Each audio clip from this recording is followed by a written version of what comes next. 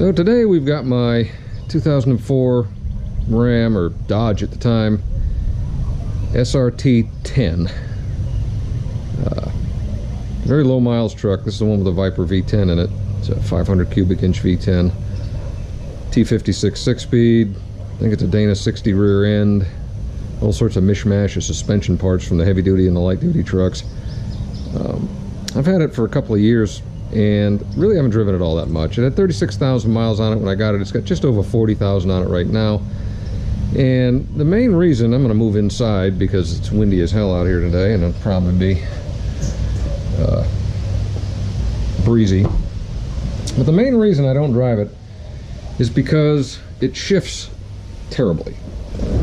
This thing is the worst vehicle I've ever owned when it comes to shifting.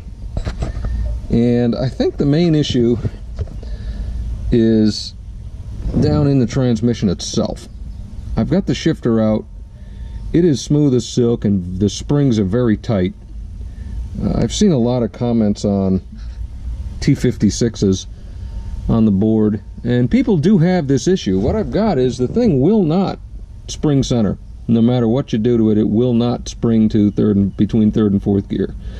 It'll stick in first or second. It'll stick over at fifth and sixth. It will not return. And this is the only part of the transmission you can get at from the top. So I found a video online of somebody who was having a similar problem, and a guy who had just had his rebuilt made a video of this exact location on his transmission, and he could flip this. This is in neutral, mind you, right now. Flip this back and forth, but barely touching it, and it would just snick, snick, snick perfectly. You saw what I just did there. I mean, I got to put a large screwdriver on it, and put about a pound of force at this. So it's taking a lot of torque to move this, and it shouldn't. This should just click, click, click back and forth, and forward and backward is brutally stiff as well. That's less worrisome because, you know, first to second and third to fourth, fifth to sixth I can deal with. It's trying to shift from second to third.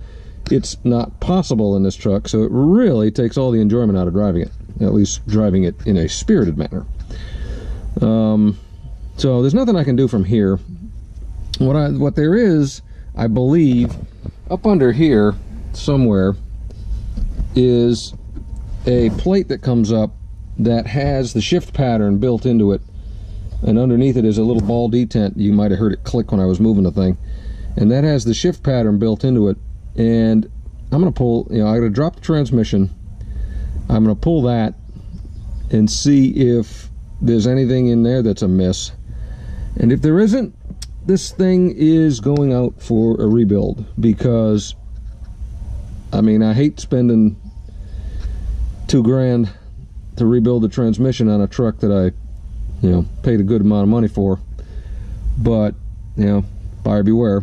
You get something that's 13 years old with I'm the 5th owner now according to Carfax, so, and this poor thing has lived a hard life, I'm thinking.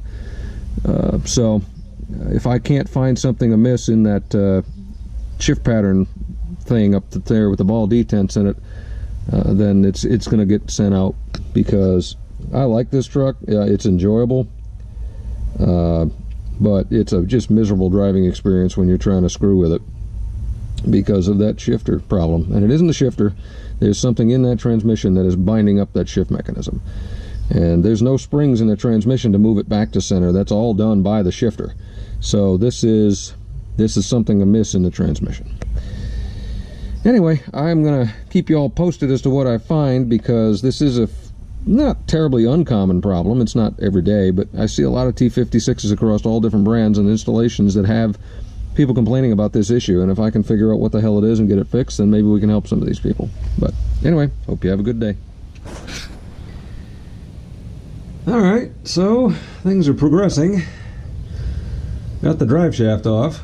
All the U-joints are good, which was a nice find. Drained the transmission. not as accurately as I would have hoped. But about the only things left at this point are the cross member, which looks to be about 4 bolts on the sides and 2 bolts in the mount, and then the bolts in the front. I've unplugged the one wire that goes to the transmission. That's the speed sensor, I'm guessing, and then we'll be able to drop her out. So hopefully we'll have that done shortly. I don't know if you can see it, but you can see the oil pan. There's a fair bit of oil up there, and it's kind of on the bell housing too, so my guess is there may be some rear main seal issues going on underneath this thing. So when I get this off, the bell housing, the flywheel, everything, I'm going to have it all off, and we'll give it a good look-see. I haven't decided what I'm going to do since I'm going to have it apart. I may check the clutch and change it just for shits and giggles since I'm in there. Probably the same thing with the throw-out bearing since it's hydraulic, and these things can be a pain in the ass, and why do it twice? But anyway, that's the progress so far. Okay, well, I've got all of the attachment bolts out, and I found something a little interesting. You can see this gouge mark, and this too. That looks to me like where somebody has stuck a screwdriver in at some point in the past to separate this transmission. So this is most likely not the first time this transmission has been out of this truck. In any case, we're going to carry on and hopefully get it taken care of. Okay, so she's out. Really wasn't that terrible. Not a lot in the way. There's a lot of room under this thing, thank goodness. The only thing that caught me out was I didn't know how the hell to disconnect this silly thing for the clutch. Looked that up online. It was actually fairly simple. You gotta crack the bleeder, and then there's a white collar that you push in and it pops off, and it did. No internal leaks, isn't too bad. Spins real smooth, which I knew that anyway. I mean, no noises. The seal, the oil on the seal on the back here is just from when I took the drive shaft out. It didn't leak. I guess this thing is a reverse lockout. That's kind of weird. But anyway, the next thing I'm going to do, or the only thing that I can do really personally, is this is a dumb thing. God, what a pain in the ass getting that off was. I guess they drop the body on top of the thing after they get the transmission and engine in, so this makes sense to attach it here rather than on the body, but then it has to come out with the transmission. You got a bunch of lines of wiring hoses, harnesses and stuff that you got to, fuel lines, vent lines, just dumb. Anyway, I'm going to relocate that somewhere before I put this back in. But this plate here, I guess, is where the shift gate is with the ball detent, so I'm going to pop that off and see what I see. And if I don't see anything, at some point in the near-term future, this baby's going to a shop to get rebuilt.